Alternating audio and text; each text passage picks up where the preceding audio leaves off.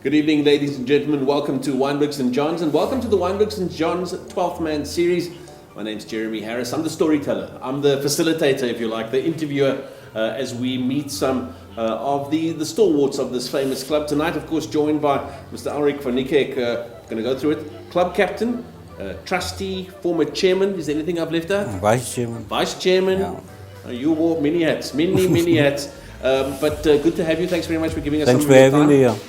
Good to talk to you. And you know what? The stories that we've heard that have taken us to 2021 and to 30 years of this club and this club's existence have been some very heartwarming stories. We've heard from a variety of different people and people who have moved in particular directions, different directions as they've progressed through the Wynberg St Johns Football Club experience. Talk to us about your memories of this club. Talk to us about how it is that you sit here now as somebody that I've got to talk to because you know so much about this club. First of all, my involvement with the club, I just came here to be involved because I was well looked after when I was a junior at then St Johns. And I thought I'm going to put back into the club what I got out of the club because I was so well looked after as a junior also at the St Johns, and that's why I came back and put back what I got out of the club. Talk to us about the merger in 1991. A lot of people have said to us that once the dust had settled, it was the best thing since sliced cheese, bread, whatever. But the fact is that it wasn't easy. No. Nothing like that is easy. So maybe if you can think back to that. I can remember we merged and we were going to play our first game here at Wynberg Juniors. I was manager of the under-9s. And we told the youngsters we must first going to meet at our clubhouse at William Herbert. And as we came to the gate, we wanted to go in out to the clubhouse to meet all the youngsters. And the then chairman of Cape District, Mr. Jafter, he said, "What you guys doing here? You want your cake and you want to eat it." That's how it started. The chairman of district, they really didn't like the idea of this merger of St John, Wynberg and St John. Exactly, there was resistance to it. Yeah, and to me that was the best thing that happened to both the clubs. St John's had the best junior section. I know I was coaching the under 10 E team. And that's how big St John's junior section was. And each section had up to D and E teams. So we had the good junior section and Wynberg had the good senior section. That all the big boys played in our first team. Exactly. Like Alrick and these boys. And for me, the merger was a good thing that happened for both clubs. It proved, a lot of people thought this merger they were wishing that this merger is not going to last long. But all of us that were involved with this club, whether you were the Wynberg or Old St Johns, we made it, all of us made this club a success, the merger a success. And I think today we're the only surviving merger going on in the whole of Western Cape.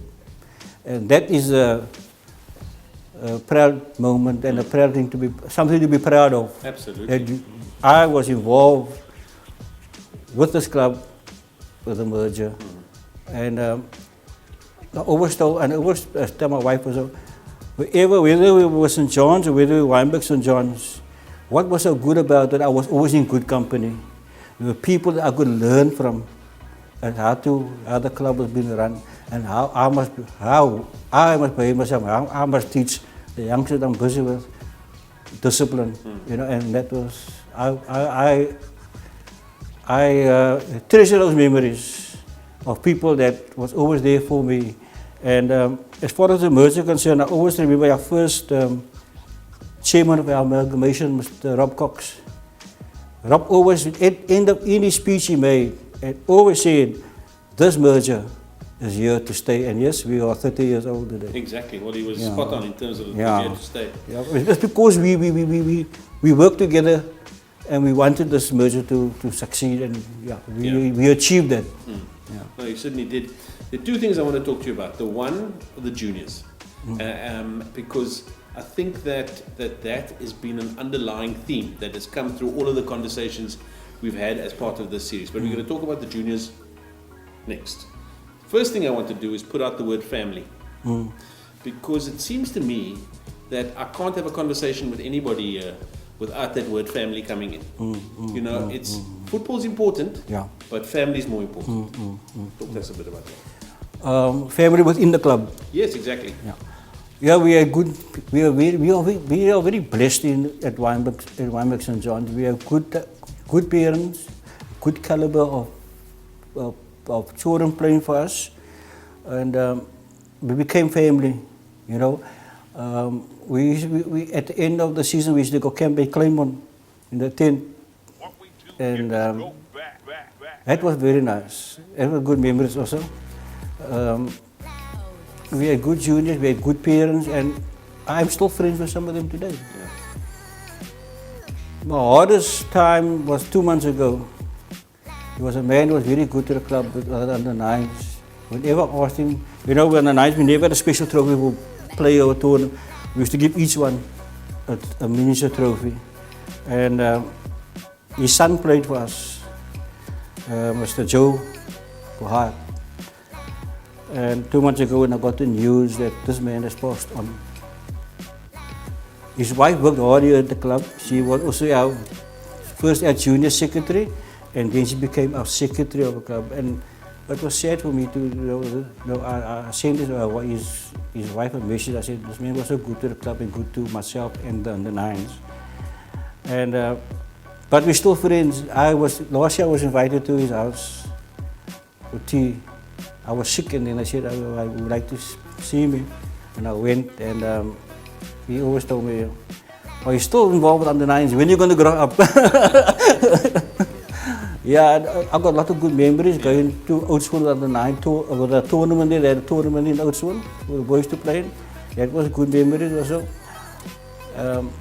And there we made a lot of friends with parents, and we got to know each other better because we stayed together and we socialized together, we prayed together, and we got to know each other better. And that's how we became a family. And we looked after one another's children, I'm sorry to hop on it, but I mean the one thing that I think is almost an obvious thing to assume, but it's that family strength that has made this club 30 years old. Yeah. I don't think that it's only based on the fact that football is something that everybody's passionate about here. I mean, would you agree with that? I agree with you. I agree with you on that. To make any organization successful doesn't only involve what you do on a soccer field and what you do outside of that soccer field, how you behave yourself outside of that soccer field, how you communicate with people outside, what respect you have for people. And that's what made this club so successful. Because each and every one of us had respect for one another. And the youngsters playing here had respect for you. Even up to today, I see the youngsters, Mr. Van, Yeah. Yeah. No, absolutely. That's the way to do it. Yeah. So let's talk about these youngsters that you keep talking about and that everybody keeps talking about. The youngsters, the juniors at Wynberg St Johns, and particularly I want to point to the under-9 tournament, under-9, under-10 tournament, which has become just this shining light of a tournament in terms of it's organized, the teams that participate, the fact that, as one of our previous guests was explaining to me, how people go, I want to be part of it. No, you can't. You're on the waiting list. I mean, it was like that kind of a tournament. Yeah. We first started with under-8 tournament because at that time when we started the tournament, Tygerberg had even numbers like under-8, under-10. Then the following year they came to uneven numbers, and then we went to reverse to under-9. Now under-10. We had a lot of good youngsters playing in this tournament here. The under-9 tournament, by the way, was the brainchild of Mr. Albert September. He came up with the idea of the under-9 tournament, and we all supported him. And we all worked together to make the under tournament up to today a success. And it's a massive success. Yes. We had big sponsorships here. We had Engine, we had Honda, we had big sponsorships here. and people that put their money where their mouth is. Yes, exactly. Not often you find that. Yeah. Before I let you go there, Mr. Van, let's talk a bit about your memories. It's not the right word, but just the way you feel about this club. There's, you know, if you sit here and you go, you know what, this club that I helped put together is 30 years old, but there's this one moment that sticks out as the best day of my life, or the best memory I've got in terms of 30 years of Wynberg St Johns. Very difficult. There's so many good, I'm sure. many good memories that I can share with you. Yeah. But I can't even figure out which one Is is the the best. The best one. I enjoyed every minute of my life at Wynberg St Johns. I enjoyed what I was doing. I enjoyed the people that I was working with. I enjoyed the parents that I worked with and the youngsters that I worked with. And of course, the officials of this club, I enjoyed working with them because I was in good company. Good company. And I was so blessed to be in people come like Mr. Albert September, and you know, in the old St. John there was a Mr. Mac Campbell, Howard Campbell's dad, who was chairman of our club in the 21 years. People that encouraged me to do what I want to do, and I grew up in front of these people. Yeah. I grew up, and I started into the senior section. That, you know, then there was a young man, Mr. Albert September, was our treasurer. And then he worked himself up and became secretary. Now he was secretary, and then he became chairman. You know, and there was good people. I was in their company, and I could learn from these people, and do what I was doing. Here at Wynberg St Johns. And today, I'm very proud to be associated with Wynberg St Johns. The young men that took over this club in executive positions and managers, I respect them. I have a lot of respect for them, because knowing how much work it entails to be involved in the voluntary work, be involved in a club, to run the club. And I always like to support them and encourage them to go on, because they are doing a good job. And I want to just say, I want to wish them all the best for the years that lie ahead, and keep on doing what you're doing. You're doing a good, keep up the good work. Wow. And they got a good chairman. We do have a good chairman. We've got a good chairman. Yeah. And the people working under him, supporting him, are so fantastic. Fantastic. I can feel that. I've got nothing to do with this club. I mean, it's fantastic. Well done. Thank you very much. I can feel that came from the heart. Yeah. There we go, folks. That's the way it is. That's the kind of passion. That's the kind of commitment that you'll find at Wynberg St Johns. And as I say, I'm just the storyteller. I'm just the interviewer. I just get them to give me the stories from the last 30 years. But certainly, it has been my privilege to be part of it. It doesn't end here. There's more to come.